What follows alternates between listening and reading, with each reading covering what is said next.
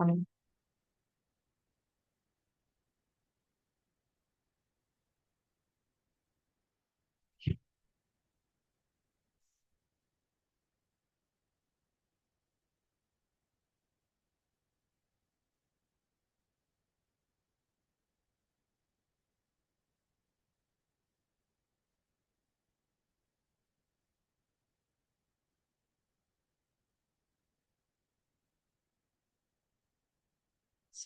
Start பண்ணவா? Good afternoon students. இன்னைக்கு நம்ம 7th ஸ்டாண்டர்ட் ஐசிடில 3rd லெசன் கணினி முறையின் பாதுகாப்பு, security computer system. So first லெசன்ல நம்ம என்ன பார்த்தோம்?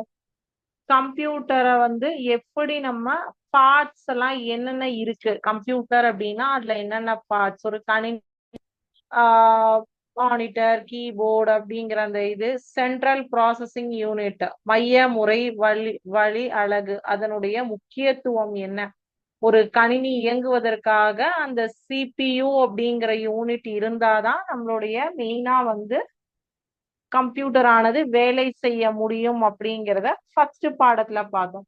ரெண்டாவது பாடம் என்ன பார்த்தோம்? என்னென்ன அந்த ஃபர்ஸ்ட் லெசன்ல என்ன பார்த்தோம்? சென்ட்ரல் ப்ராசஸிங் யூனிட்டோடைய இம்பார்ட்டன்ஸும் இது தலைமுறை, கணினியின் தலைமுறைகளும் பார்த்தோம். எத்தனை தலைமுறை, நம்ம இப்ப 5ஆம் தலைமுறையில இருக்கோம், 1ஆம் தலைமுறை, 2ஆம் தலைமுறை.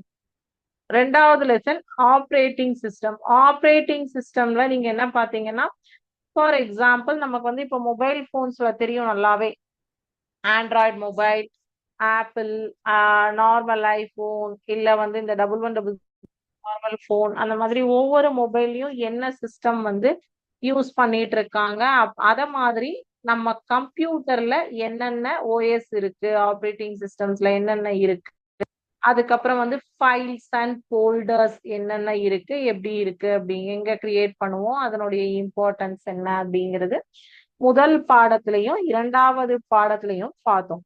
இப்போ 3வது பாடத்துல பாத்தீங்க அப்படின்னா கணினியின் செக்யூரிட்டி சிஸ்டம், அதாவது உங்களுடைய கம்ப்யூட்டர்ல எப்படி நம்ம ஒரு கணினியை பாதுகாக்க வேண்டும் அப்படிங்கிறது. அதாவது கணினியை பாதுகாப்பது அப்படிங்கிறதுல 2 வகைப்படும். Software and hardware, 2 type. Security system, security of the computer system, கணினி முறைமையின் பாதுகாப்பு.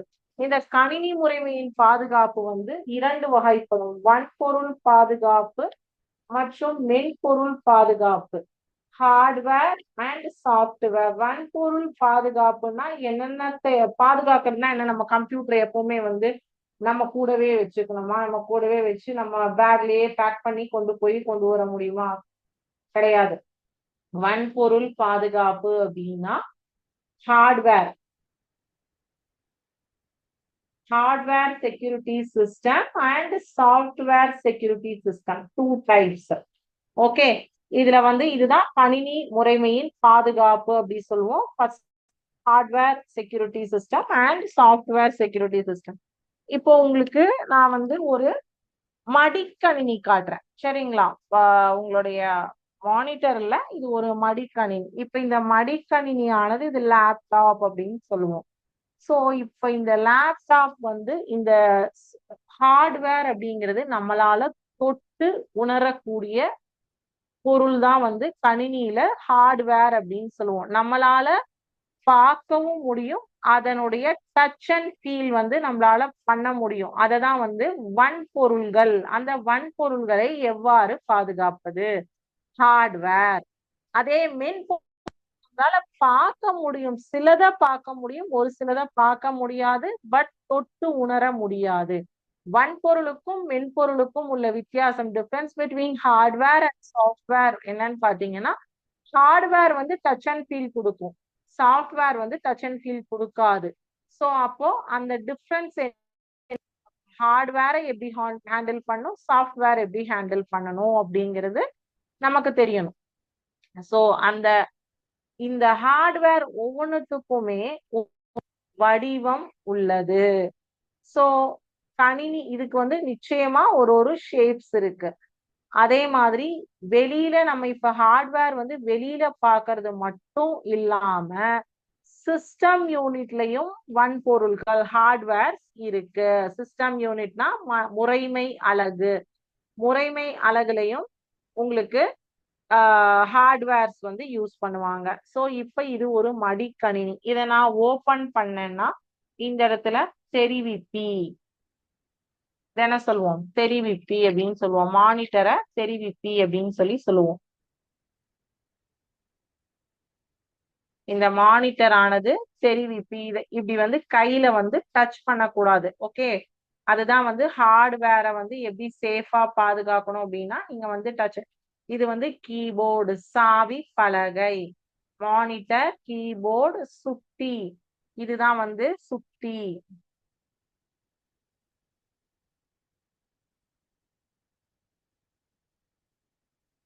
சுட்டியானது மவுஸ்.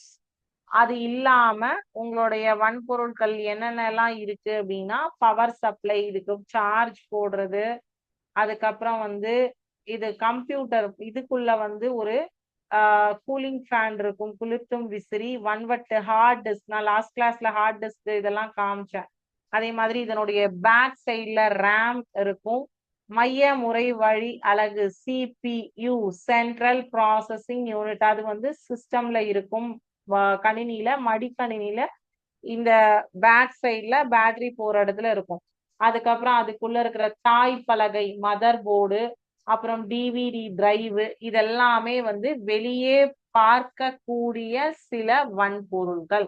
வெளியே நாம் கண்களால் பார்க்கக்கூடிய சில வன்பொருள்கள் எதுன்னு பாத்தீங்கன்னா, இப்ப நான் சொன்னேன் இல்லையா, சொன்ன ஒவ்வொன்றுமே வந்து வெளியே நாம் கண்களால் கூடிய சில வன்பொருள்கள்.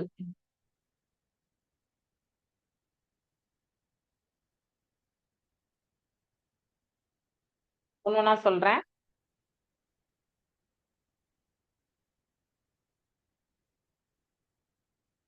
சாவி பலகை, keyboard.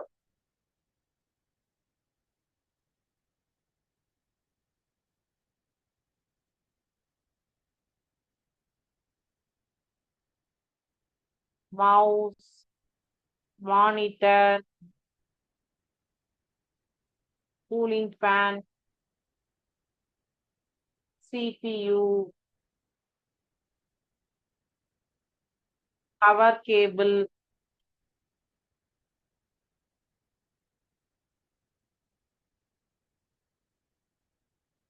Power supply, hard disk.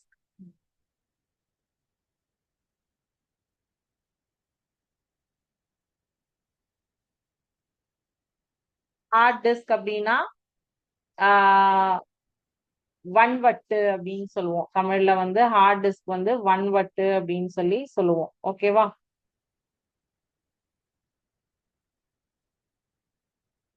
அடுத்தது தாய் பலகை, மதர் போர்டு.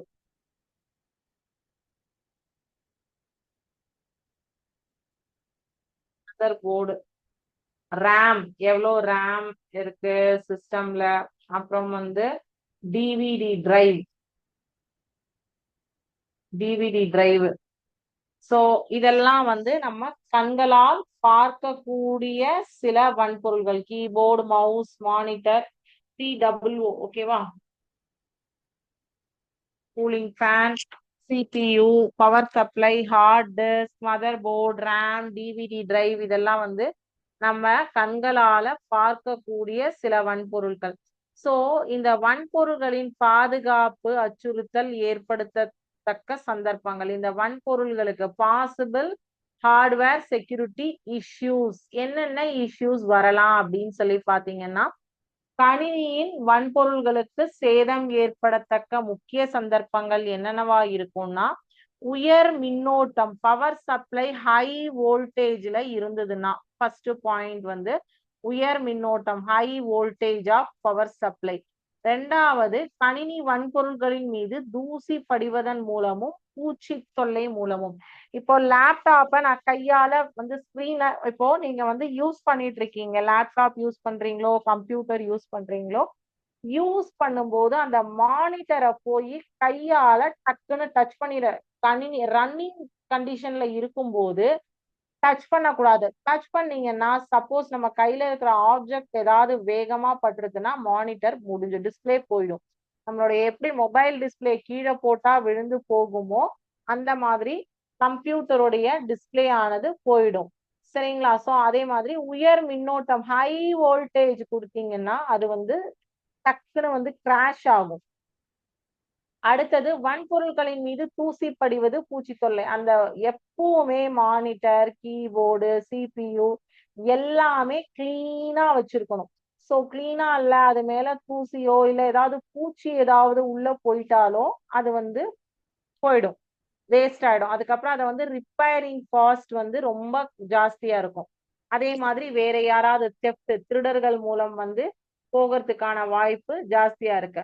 கணினி முறைமையினுள்ளே மிகை வெப்பம் ஏற்படுத்துவதன் மூலம், அதாவது ரொம்ப ஹீட் ஆகிற அளவுக்கு நம்ம யூஸ் பண்ணும்போது நம்மளுடைய சிஸ்டம் ஆனது கிராஷ் ஆகிறதுக்கு சான்சஸ். ரொம்ப நேரமா வந்து ஹீட் ஓவரா இருந்ததுன்னா கொஞ்ச நேரம் நம்ம வந்து சிபியூவையும் மானிட்டரையும் ஆஃப் பண்ணி வச்சுட்டு திருப்பி யூஸ் பண்ணோம். அப்ப என்னென்ன இது chances? Sudden flow of high voltage current, sudden power failure, overheat inside the system unit, dust gathering on computer hardware accessories or devices, or insect, issue related to theft. So possible hardware security issues na இதெல்லாம் தான் major issues வந்து ஒரு 5 types. ஏன்னா நம்ம system use பண்ணும்போது கையால touch பண்றது அந்த இதெல்லாம் வந்து பண்ணக்கூடாது. Okay,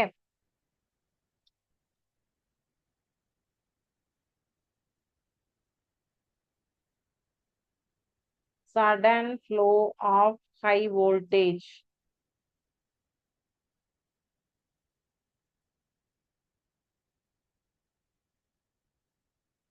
Sudden flow of high voltage, sudden power failure,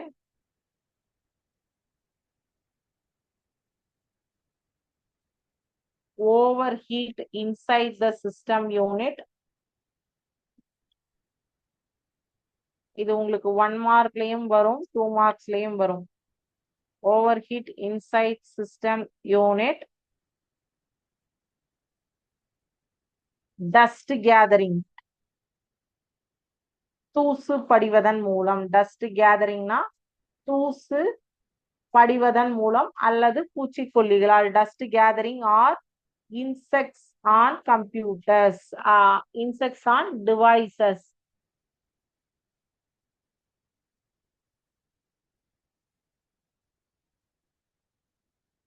அடுத்தது இஷ்யூ ரிலேட்டட் டு தெஃப்ட், திருடு போவது. சோ இதெல்லாம் நம்ம எப்படி கண்ட்ரோல் பண்ணலாம்?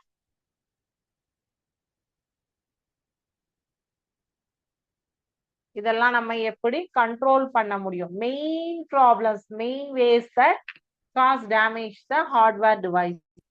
அதாவது ரொம்ப இம்பார்ட்டன்ட், சடுதியாக மின் தொடர்புபடுத்துவதன் மூலம் கணினி வன்பொருள்களுக்கு சேதம் ஏற்படுத்தக்கூடிய முக்கிய சந்தர்ப்பங்கள். கணினியின் வன்பொருள்களுக்கு சேதம் ஏற்படுத்தக்கூடிய முக்கிய சந்தர்ப்பங்கள் இவை 5. Sudden flow of high voltage, உயர் மின்னோட்டம் கிடைப்பதன் மூலம். சடுதியாக தொடுப்பகற்றுவதன் மூலம், தொடுப்பகற்றுதுன்னா பவர் சப்ளை ஸ்டாப் ஆகிறது. கணினி முறைமையினுள்ளே over heat inside the system unit, and வந்து கணினி வன்பொருள்களின் மீது தூசு படிவது, பூச்சித்தொல்லைகள் கொடுப்பது. அது வந்து என்னது? Dust gathering or insects on the devices. Then last one வந்து இஷ்யூ ரிலேட்டட் டு தெஃப்ட், திருடர்கள் மூலமாக கணினி வன்பொருள்களுக்கு பாதுகாப்பு அச்சுறுத்தல் ஏற்படுத்தக்கூடிய சந்தர்ப்பங்கள் அல்லது வாய்ப்புகள். சோ அப்போ கணினியின் வன்பொருள் கூறுகளை பாதுகாப்பதற்கு நாம் மேற்கொள்ள வேண்டிய சில நடவடிக்கைகள் யாது அப்படின்னா, இந்த மாதிரி இஷ்யூஸ் எல்லாம் நடக்கும். Precautionary method to protect physical components of the computer என்னென்ன பண்ணணும் அப்படின்னா, ஃபர்ஸ்ட் வந்து யூபிஎஸ், நம்ம வந்து மின் காரணமாக கணினிக்கு ஏற்படும் தேக்கங்களை இழிவளவாக்குவதற்கு செய்யத்தக்க விடயங்கள் என்னென்னு பாத்தீங்கன்னா ஃபர்ஸ்ட் யூபிஎஸ் கனெக்ஷன் கொடுக்கணும். ஓகே, தடைப்படாத வலு வழங்கியை பயன்படுத்தல், அன்இன்டரப்டட் பவர் சப்ளை, அதான் யூபிஎஸ் அப்படின்னு சொல்லுவோம். அப்புறம் உருகியை பயன்படுத்தல், ஃபியூஸ். அப்புறம் எழுச்சி பாதுகாப்பு, சர்ஜ் ப்ரொடக்ஷன், அதாவது ஃபியூஸ் இது நீங்க டைரக்ட் வந்து உங்களுடைய பிளக் பாயிண்ட்ல இது பண்ணாம ஒரு அடாப்டர் மூலமா அதுக்கு கனெக்ஷன் கொடுக்கறது. ஸோ அப்போ வந்து உங்களுக்கு அந்த அடாப்டர் வந்து ஃபெயிலியர் ஆகுமே தவிர சிஸ்டம்க்கு ப்ராப்ளம் வராது. இது வந்து ஃபர்ஸ்ட் மெத்தட், மின்சாரம் மூலமாக ஹை வோல்டேஜ் பவர் சப்ளை. இதுக்கு வந்து நம்ம கொடுக்க வேண்டியது யூபிஎஸ். ஓகே, தடைப்படாத வலுவழங்கி. கணினிக்கு தடைப்படாத வலுவழங்கிகளுடைய மின் வழங்கப்படுகின்றது. சடுதியாக மின்தடை ஏற்படும் போது இதன் மூலம் ஒரு குறித்தளவு நேரத்திற்கு மின் வழங்கப்படும். இதன் மூலம் கணினியில் செய்யப்படும் பணிகளை சேமித்து வைப்பதற்கும் கணினியை பணி நிறுத்தம் செய்வதற்கும் தேவையான நேரம். சடனா உங்களுக்கு சிஸ்டம் அப்படியே ஆஃப் ஆச்சு அப்படின்னா நீங்க ஒர்க் பண்ணிட்டு இருந்த எல்லா விஷயமுமே சேவ் ஆகாம அப்படியே வேஸ்டா போயிடும். இதே வந்து யூபிஎஸ் கொடுத்தீங்க அப்படின்னு சொன்னா நம்ம வந்து பண்ணிட்டு பண்ணக்கூடிய ஒரு வேலையானது நம்ம சேவ் பண்ணிட்டு வெளியில வரத்துக்கு டைம் கிடைக்கும். யூபிஎஸ் இருந்தது அப்படின்னா, அன்இன்டரப்டட் பவர் சப்ளை கொடுத்தோம் அப்படின்னா தடைப்படாத வலு வழங்கி. ஓகே, அதை கொடுத்தோம்னா நமக்கு நம்ம பண்ணக்கூடிய விஷயத்த சேவ் பண்ணிட்டு ஓகே போதும் வெளியில வரலாம். அப்புறமா பவர் சப்ளை வந்ததுக்கு அப்புறம் பண்ணலாம். அடுத்தது ஃபியூஸ் அப்படின்னா என்ன அப்படின்னு பாத்தீங்க அப்படின்னா, கூடுதலான மின்னோட்டம் பாயும் போது கணினிக்கு ஏற்படக்கூடிய தீங்கை தவிர்க்கும். வலு வழங்கல் அலகில் பவர் சப்ளை யூனிட் பெரும்பாலும் பயன்படுத்தப்படுகிறது. எனினும் தற்காலத்தில் பயன்பாட்டு வசதிக்காக உருக்கிக்கு பதிலாக சிறு சுற்றடைப்பான், மினி சர்க்கியூட் பிரேக்கர்ஸ், எம்சிபி எனும் சாதனம் பயன்படுத்தப்படுகிறது. அதாவது அது என்னது, சிறு சுற்றடைப்பான், மினி சர்க்கியூட் பிரேக்கர்ஸ் அப்படின்னு சொல்றாங்க அதுக்கு பேரு. அந்த எம்சிபி அப்படின்னா என்ன அப்படின்னு பாத்தீங்கன்னா, உங்க வீட்டுல எல்லாமே வந்து எல்லாருடைய வீடுகளிலும் இந்த எம்சிபி போர்டு அப்படின்னு சொல்லி ஒரு போர்டு இருக்கும். நமக்கு வந்து பவர் வந்து எந்தெந்த ரூம்ஸ்க்கு எந்தெந்த கண்ட்ரோல்ஸ் வந்து ஆம்ஸ், 5 ஆம்ஸ் 10 ஆம்ஸ் எத்தனை ஆம்ஸ் ஸ்விட்சஸ் போட்டிருக்கோமோ அந்த ஸ்விட்சஸ்க்கு ஏத்த மாதிரி பிரேக்கர்ஸ் வந்து வச்சிருப்பாங்க. பவர் பிரேக்கர்ஸ் அப்படின்னு சொல்லுவாங்க. அதாவது இப்ப உங்களுடைய டைரக்டா மெயின் கனெக்ஷன் அவுட் சைடு எலக்ட்ரிசிட்டியில இருந்து வரக்கூடிய மெயின் கனெக்ஷன்ல இருந்து உங்க வீட்டுக்கு சப்ளை ஆகக்கூடிய இந்த கனெக்ஷன் ஆனது அந்த ஏதோ ஒரு இடத்துல ஒரு ஃபால்ட், ஃபார் எக்ஸாம்பிள் உங்க வீட்டுல வந்து ஒரு ஃப்ரிட்ஜ் ஃபால்ட் ஆச்சு, இல்ல வந்து டேப் அயன் பாக்ஸ் போட்டீங்க, ஆஃப் பண்றதுக்கு மறந்துட்டீங்க. நம்ம அயன் பாக்ஸ் எல்லாருமே வந்து துணியை அயன் பண்றதுக்காக போடுவோம். அந்த அயன் பாக்ஸை நம்ம ஆஃப் பண்றதுக்கு மறந்து அப்படியே விட்டுட்டு போயிட்டோம். அது வந்து ஹீட் ஆகி ஓவர் ஹீட் ஆகி அந்த லைனே பஸ்ட் ஆகுது. அப்ப அந்த லைன் பஸ்ட் ஆகும்போது அந்த எம்சிபி பிரேக்கர் வச்சிருந்தாங்கன்னா அந்த ஒரு இது மட்டும் ட்ரிப் ஆயிடும். அந்த லைனுக்கு போகக்கூடிய பவர் சப்ளை மட்டும் ட்ரிப் ஆகி அந்த ஸ்விட்ச் ஆனது ஆஃப் ஆயிடும். மற்ற எல்லாமே பாதுகாப்பா இருக்கும். மற்ற ஸ்விட்சஸ், மற்ற பொருட்கள், எலக்ட்ரானிக் ஐட்டம்ஸ் எல்லாமே பாதுகாப்பா இருக்கும். அப்போ ஒரு ரூம்ல இருக்கக்கூடிய fans, lights, AC, fridge, washing machine, iron box, geyser எல்லாத்துக்குமே வந்து ஒவ்வொரு ரூம்லயும் எத்தனை ஆம்ஸ், ஒரு ஸ்விட்சஸும் எவ்வளவு பவர் ஆம்ஸ் உடையது. இப்ப நம்ம லேப்டாப் யூஸ் பண்றோம், கம்ப்யூட்டர் யூஸ் பண்றோம், அந்த மாதிரி ஒவ்வொரு சாதனத்திற்கும் எவ்வளவு தேவையான மின்வளங்களானது தேவைப்படுமோ அதற்கேற்ப இந்த மினி சர்க்கியூட் பிரேக்கர்ஸ், எம்சிபி, சிறு சுற்றுடைப்பான் அப்படின்னு சொல்றாங்க. நம்ம பழைய காலத்துலதான் வந்து ஃபியூஸ், அந்த ஃபியூஸ் அது வந்து உங்களுக்கு ஒரு சட்டை மாதிரி இருக்கும். அது இல்லாம இப்ப வந்து எம்சிபி பிரேக்கர்ஸ் யூஸ் பண்றாங்க. இது யூஸ் பண்ணும்போது உங்களுடைய அந்த லைன்ல வரக்கூடிய மின்னழுத்தத்துல ஏதாவது ஒரு ப்ராப்ளம் இருந்ததுன்னா உங்களுடைய பொருளுக்கு சேதாரம் ஏற்படாம மற்றவங்களுக்கும் சேதாரம் ஏற்படாம இந்த என்சிபி பிரேக்கர் ஆனது இவ்வளோ ஆம்ஸ்க்கு மேல போனா நீ ஆட்டோமேட்டிக்கா பிரேக் ஆயிடும். ஒரு இஷ்யூ வந்தா அந்த இதை வந்து அதுல நம்ம வந்து செட் பண்ணி வச்சிருப்போம். சப்போ அது வந்து உங்களுக்கு ஸ்டாப் பண்ணி கொடுக்கும். அடுத்தது எழுச்சி பாதுகாப்பு, சர்ஜ் ப்ரொடெக்ஷன். மிகை ஓட்டம் பாய்தல், மின்னல் ஆகியவற்றிலிருந்து கணினியை பாதுகாக்கப்படுகின்றது. உபகரணங்களுக்கு மிகையான மின்னோட்டம் பாய்வதை கட்டுப்படுத்தி மின்சாரத்தை குவித்தொடுப்பு செய்கின்றது. Protect the computer from high voltage current and lighting. Controls the flow of high voltage current to the devices and sends to the earth. அதாவது இது எப்படின்னா நம்மளுடைய ஃப்ரிட்ஜு, டிவி, ரொம்ப பவர் சப்ளை, ஏசி, இதுக்கெல்லாம் வந்து பவர் வந்து அதிகமா எடுத்துக்கும். மின்சாரம் அதிகமா எடுத்துக்கக்கூடிய ஒவ்வொரு சாதனத்துக்குமே இந்த சர்ஜ் சப்ளை வந்து கொடுப்பாங்க, சர்ஜ் ப்ரொடெக்ஷன் வந்து கொடுப்பாங்க. இந்த ப்ரொடெக்ஷன் வந்து எல்லா நம்ம வந்து இப்போ டிவி வந்து நார்மலா வந்து ஒரு 29 இன்ச், 30 இன்ச், 40 இன்ச் வரைக்கும் வந்து டைரக்டாவே நீங்க வந்து பிளக் பாயிண்ட்ல கனெக்ஷன் கொடுப்பீங்க. ஆனா இதோடைய இதானது பவர் ஆனது அதிகமாகும் போது அதை நீங்க டைரக்டா பிளக் பாயிண்ட்ல கொடுக்காம அதுக்கு நீங்க இந்த சர்ஜ் ப்ரொடெக்ஷன் யூனிட்டை யூஸ் பண்ணி அதுல உங்களுடைய பிளக்இன் பண்ணி அந்த சாதனத்தை உங்களுடைய டைரக்ட் மெயின் ஃபங்க்ஷன்ல பிளக்இன் பண்ணீங்கன்னா ஏதோ ஒரு இஷ்யூ நடக்கும்போது உங்களுடைய சாதனங்களுக்கு சேதாரம் ஏற்படாது. அந்த சர்ஜ் ப்ரொடெக்ஷன் அதை பாதுகாத்துடும். ஸோ இது வந்து ஃபர்ஸ்ட் இந்த மின்சாரத்தால் ஏற்படக்கூடிய சேதாரங்களுக்கு பாதுகாப்பு கொடுக்கக்கூடியது. அடுத்தது 2வது பாயிண்ட், கணினி ஆய்கூடத்தில் வளிச்சீராக்கம் செய்வதற்கு வளிச்சீராக்கியை பயன்படுத்துதல். கணினி மிகையாக வெப்பமாவதை இவ்வளவாக்குவதற்கு செய்யத்தக்க செயல்கள்.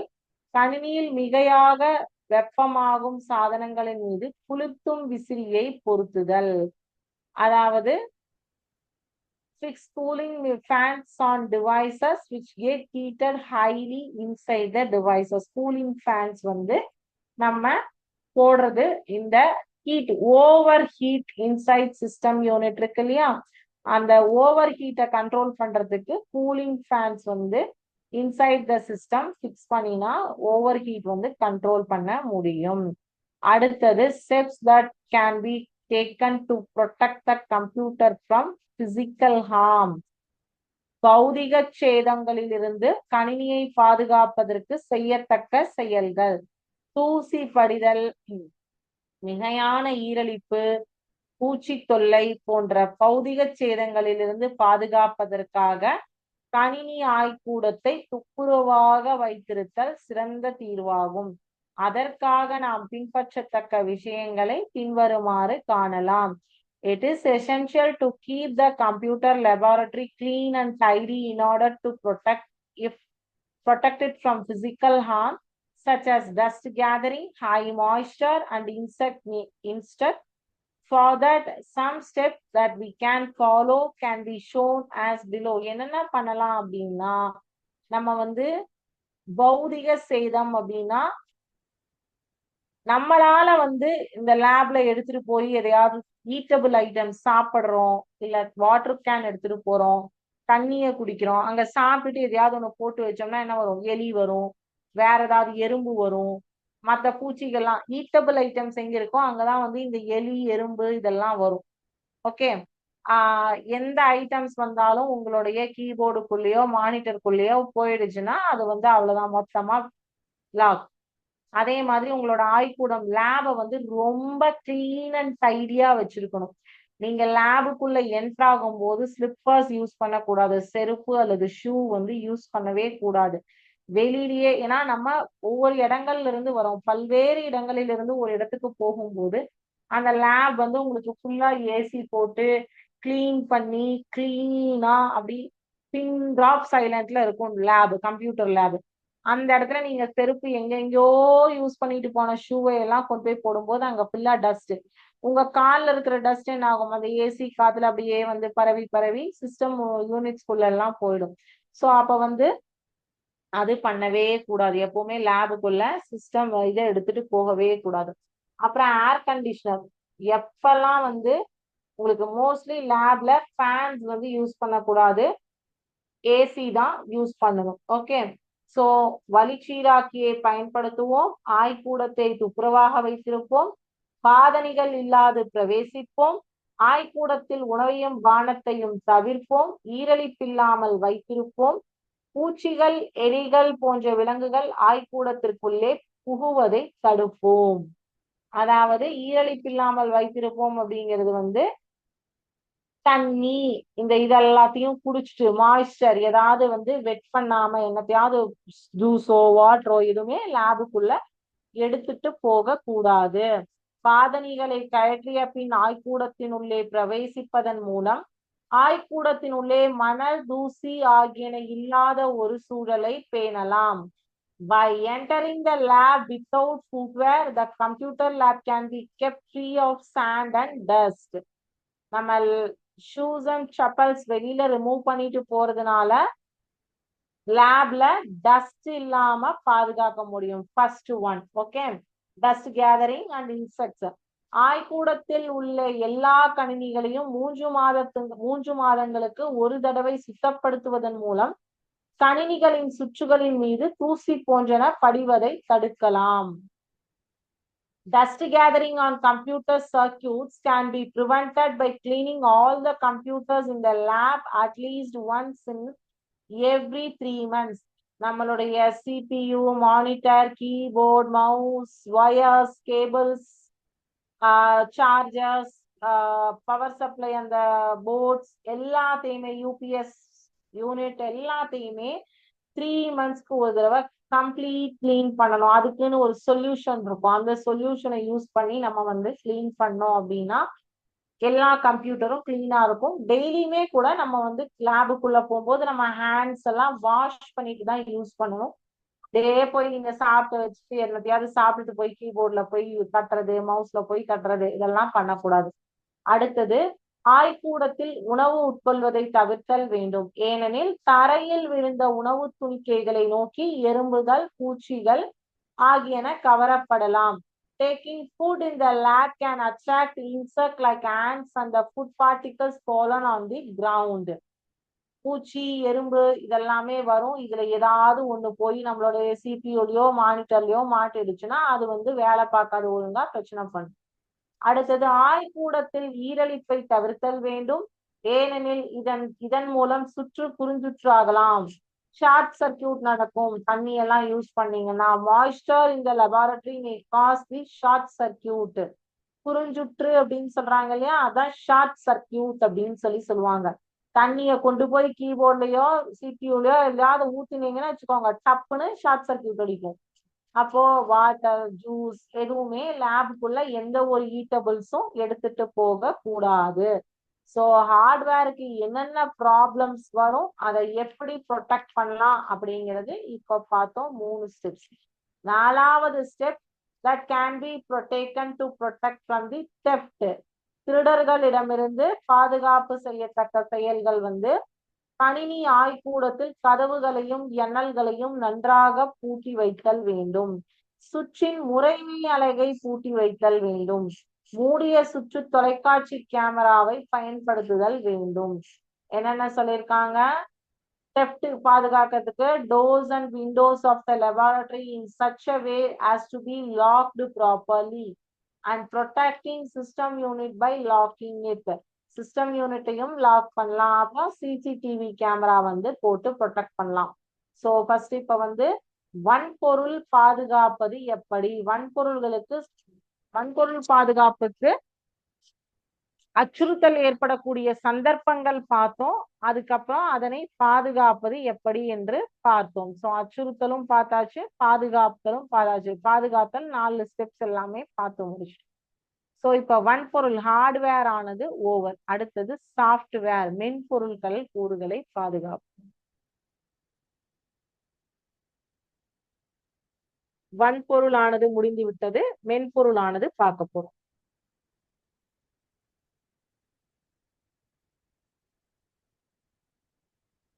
மென்பொருள் அப்படிங்கிறது வந்து உதாரணம் வந்து நம்ம புக்ல கொடுத்திருக்கிறது. பணி செயல்முறை முறைமை மற்றும் சொல்முறை வழிப்படுத்தல் மென்பொருள். Operating system, word processing software, files contains documents, files contains pictures and images.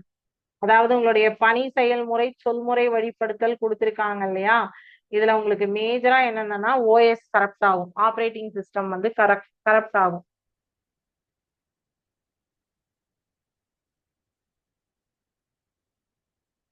Operating system,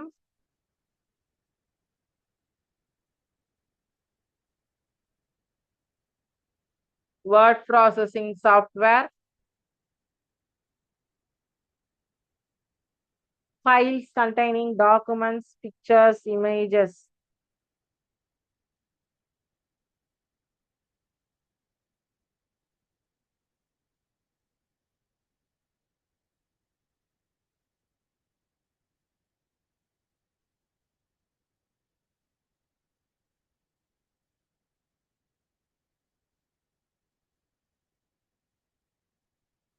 first possible software security issues என்னென்ன வரும், மென்பொருள்களுக்கு அச்சுறுத்தல் ஏற்படுத்தக்கூடிய சந்தர்ப்பங்கள்.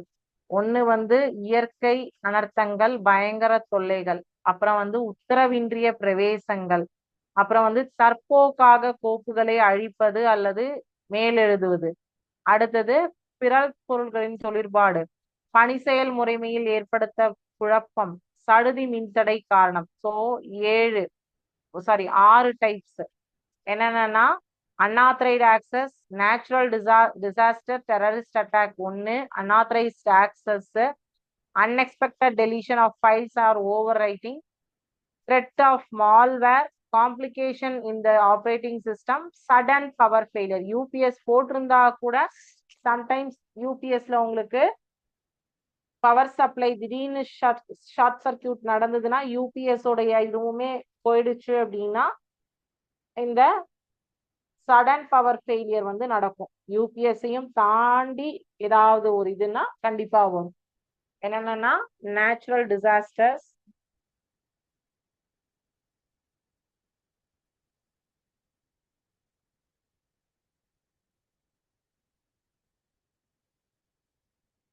அப்புறம் unauthorized access,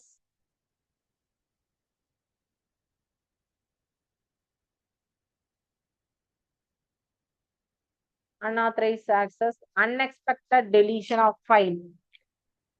தெரியாம நம்மளே நம்ம சேவ் பண்ணிருக்கிற ஃபைலையோ ஃபோல்டரையோ டெலீட் பண்ணிடுறது. இல்லைன்னா அந்த ஃபைல்ல ஏதாவது சேஞ்சஸ் பண்ணணுமா பண்ண வேண்டாமாங்கிறதே தெரியாம என்ன பண்ணுவோம், அது மேல ஏதாவது ஓவர் ரைட் பண்ணிட்டு சேவ் பண்ணி வச்சிருவோம். அப்ப வந்து முன்னாடி இருந்தது போயிடும். ஃபைல்ஸ் ஆர் ஓவர் ரைட்டிங், தெரியாம ஓவர் ரைட் பண்றது. அடுத்தது த்ரெட் ஆஃப் மால்வேர். இந்த மால்வேர் அப்படிங்கிறதுலதான் வந்து பாத்தீங்கன்னா கொஞ்சம் வேற டைப்ஸ் இருக்கு. மால்வேர்ல என்னென்ன டைப்ஸ் இருக்கு அப்படிங்கறது பார்ப்போம்.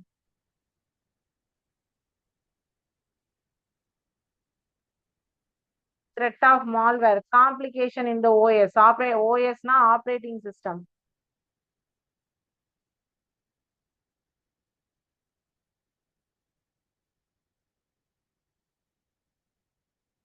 Complications in the OS, sudden power failure.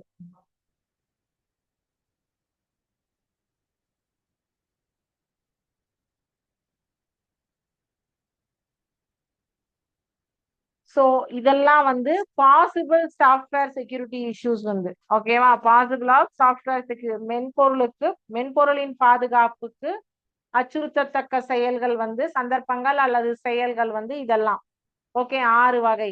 இத வந்து கணினியின் மென்பொருள்களை பாதுகாப்பதற்கு ஏற்படுத்த வேண்டிய சில நடவடிக்கைகள் என்னென்னலாம் நம்ம பண்ணலாம் அப்படிங்கிறது பாத்தீங்கன்னா, பிறல் பொருள்களின் தொழிற்பாட்டை தடுத்தல் அப்படின்னா என்ன, கண்ட்ரோலிங் அன்ஆத்தரைஸ்டு ஆக்சஸ். பிறல் பொருள்கள் அப்படின்னா அதுக்கு என்ன பண்ணணும், நச்சு நிரல் எதிர்ப்பு மென்பொருள், அதாவது சாஃப்ட்வேர் சொல்யூஷன் ஒண்ணு போடலாம். இல்லைன்னா யூசிங் லாக்ஸ் அண்ட் டோர் போட்டு பிசிக்கல் செக்யூரிட்டியும் கொடுக்கலாம், லாஜிக்கல் செக்யூரிட்டியும் கொடுக்கலாம். ஃபர்ஸ்ட் விஷயம் அன்ஆத்தரைஸ்ட் ஆக்சஸ், யாராவது வந்து தூக்கிட்டு போய் எதையாவது பண்ணாம இருக்கிறதுக்கு.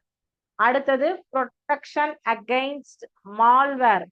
அதாவது த்ரெட் ஆஃப் மால்வேர் அப்படின்னு சொல்றேன் இல்லையா, அதுக்கு என்ன பண்ணலாம் அப்படின்னா ஆன்டி வைரஸ் அப்படிங்கிறத யூஸ் பண்ணணும். உத்தரவின்றிய பிரவேசங்களை கட்டுப்படுத்துதலுக்கு வந்து மென்பொருள் தீர்வு வழங்குதல், பௌதிக பாதுகாப்பை மேற்கொள்ளுதல். அப்புறம் நேச்சுரல் டிசாஸ்டர்ஸ், மின்தடைகள், இயற்கை அனர்த்தங்கள், பணி செயல் முறைமையில் குழப்பங்கள், கோப்புகள் அழிக்கப்படுதல், மேலெழுதப்படுதல் ஆகியவற்றிலிருந்து பாதுகாப்பதற்கு பவர் பேக்கப் எடுத்து வச்சுக்கணும். இப்ப நம்ம மொபைல்ல வந்து என்ன பண்ணுவோம், ஒரு 10,000 இமேஜஸ் 20,000 இமேஜஸ் ஆயிடுத்து அப்படின்னா என்ன பண்ணுவோம், பேக்கப் எடுத்து வச்சுப்போம். நம்ம டேட்டா பேக்கப் எடுத்து வச்சுப்போம். ஒண்ணு டிரைவ்லயோ இல்லைன்னா வந்து மெமரி கார்டுலயோ ஏதோ ஒரு இடத்துல நம்ம வந்து டேட்டா பேக்கப் எடுத்து வச்சுப்போம். அப்ப வந்து இதுக்கு எல்லாத்துக்குமே வந்து நச்சுநிற நிரல் எதிர்ப்பு மென்பொருள்களை பயன்படுத்துவது, காப்பு நகல்வுகளை பெறுவது, மென்பொருள்களுக்கு தீர்வு வழங்குவது, பௌதிக பாதுகாப்பு. அதான் logical security, physical security, anti virus and keeping backups வந்து எடுத்து வச்சுக்கணும். ஸோ அடுத்தது வந்து பிறழ் பொருள்களுக்கு எதிராக பாதுகாப்பை வழங்குதல். பிறழ் பொருட்கள் அப்படின்னா மால்வேர். பிறழ் பொருட்கள் அப்படின்னு சொன்னோம்னா மால்வேர், த்ரெட் ஆஃப் மால்வேர்.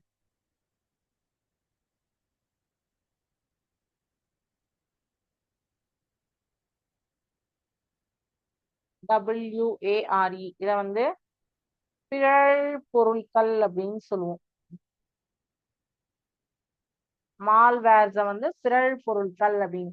இந்த பிறழ் பொருட்கள் எப்படி அப்படின்னா என்ன, ஒரு கணினி பயனரின் தேவைகளுக்கு எதிராக செயல்பட்டு கணினியில் நிறுவப்பட்டுள்ள மென்பொருள்களுக்கும் கணினியில் தேக்கி வைக்கப்பட்டுள்ள தகவல்கள் மற்றும் தரவுகளுக்கும் கணினியின் வலையமைப்புகள் நெட்வொர்க் சில வேளைகளில் கணினி வன்பொருள்களுக்கு கூட தீங்கு பயக்கும் மனிதனால் விருத்தி செய்யப்பட்ட மென்பொருள் அல்லது மென்பொருள் பகுதி பிறழ் பொருள் மால்வேர் எனப்படும்.